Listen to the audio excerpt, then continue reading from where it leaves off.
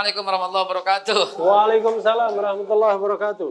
Saya sangat menghormati Bang Refli dan saya sangat menghormati siapapun yang mengundang.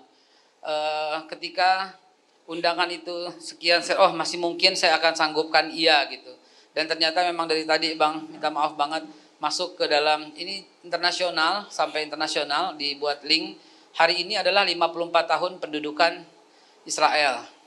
Persis yang ke 54 tahun ya, penguasaan, dan Masjidil Aqsa hilang sudah 54 tahun dan saya salah satu pembicara dari 2 orang 3 orang pembicara dan saya minta maaf banget gitu ya. Tapi saya sangat menghormati Bang Refli, saya sangat menghormati event ini. Saya harus hadir di 2 tempat. Harus hadir di 2 tempat. Baik, pendapat saya bismillahirrahmanirrahim, yang kagak tahu nggak usah bicara. Jadi gaduh beneran. Itu pendapat saya singkatnya. Yang nggak tahu nggak usah bicara, jadi gaduh. Gitu loh. Gaduhnya menjadi nasional, hanya timbul prasangka buruk dan suudzon yang kemana-mana. Apa yang disampaikan Bung Ihsanuddin Nursi itu bukan sebuah suudzon, walaupun yang masuk ini kayaknya prasangka enggak. Tapi beliau dengan segala keilmuannya yang mumpuni mempertanyakan hal itu. Maka silahkan dijawab kepada yang punya data dan sejujur-jujurnya. Gitu aja, selesai urusan, begitu loh. Jadi nggak gaduh nasional seperti ini. Gitu. Hari ini saya mendapat laporan dilaporkan ke Polda gara-gara cuitan soal dana haji. Emang gue kenyang banget dilaporin deh, buset dah gitu ya. Hari ini dilaporkan lagi, kepengen banget lihat teman masuk penjara begitu loh. Dan saya bilang di mana gitu loh unsurnya, salah alamat melaporkan saya gitu loh.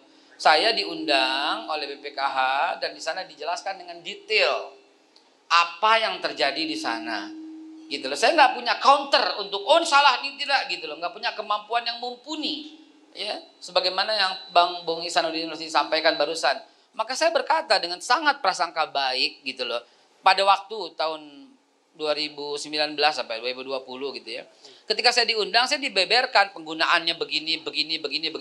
Maka saya dengan yakin mengatakan, abaikan saja hoaks-hoaks itu gitu loh.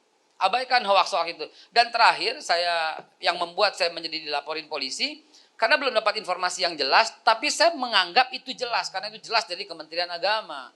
Jelas dari Menteri Agama yang menunda. Maka saya berkata, ini apa-apaan ditunda lagi begitu loh. Maksudnya Saudi Arabia yang menunda, memblok kita nggak boleh berangkat karena apa, dan berbagai macam analisa muncul lah. Dan analisa utama dari FNN, mana orang FNN-nya? Itu ada analisa yang dari beliau. Seharusnya beliau diajak bicara ini. Nanti beliau tanya. Saya akan berbagi waktu ya. Habis ini beliau di FNN. Ada apa gitu? Kenapa beliau menghubungkan dengan RRC, menghubungkan dengan HRS gitu? FNN, tapi bukan Bang Edi yang bicara ya. Nah itu ditampilkan. Kenapa dia bicara begitu? Kenapa dikait-kaitan? Tapi yang namanya sebuah analisa mana bisa dipidana sih? Yang dipidana tuh koruptor, KPK tuh. Analisa kok dipidana gitu loh.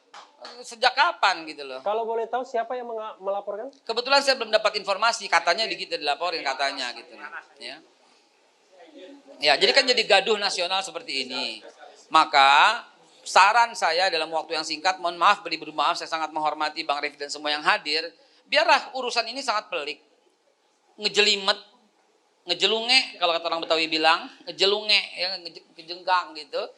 Kalau orang Betawi bilang, Bung Ihsanuddin Nursi dengan segala mumpuninya itu ditampilkan gitu loh secara nasional. Dengan siapa yang menggunakan, bukan menggunakan, maaf, yang mengelola gitu loh. Ya BPKH, ya bicaralah gitu loh. Sehingga umat tahu kemana yang sebenarnya. Saya sampai dengan hari ini karena saya udah tabayun, ya udah mendengar penjelasan yang lengkap dan detail dari Bang Anggito, saya diundang ke BPKH, maka saya mengiyakan, mengtabayunkan apa yang sudah saya tabayunkan gitu loh.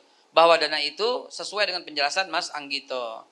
Mengenai ternyata ada argumentasi yang lain, Bang Rizal Ramli dengan cara pandangnya yang udah kita dengar, kemudian Bang Ihsan yang udah saya dengar juga 2, yang baru saya dengar 2 detail, Bang Rizal dan Bang Ihsan. Dudukkanlah dan mohon kepada yang tidak berkepentingan, yang tidak berkompeten, cukup menjadi pendengar dulu dalam hal ini. Benar, cukup jadi mendengar karena ini akan detail, akan ngejelimet, akan meluas ke mana-mana begitu loh. Nah, saya menantang, bukan menantang ya, meminta meminta dengan paksa Bung Refli menghadirkan kembali orang-orang yang kompeten untuk bicara dan bawa ke forum nasional agar semua jelas dan tuntas. Begitu. Assalamualaikum warahmatullahi wabarakatuh.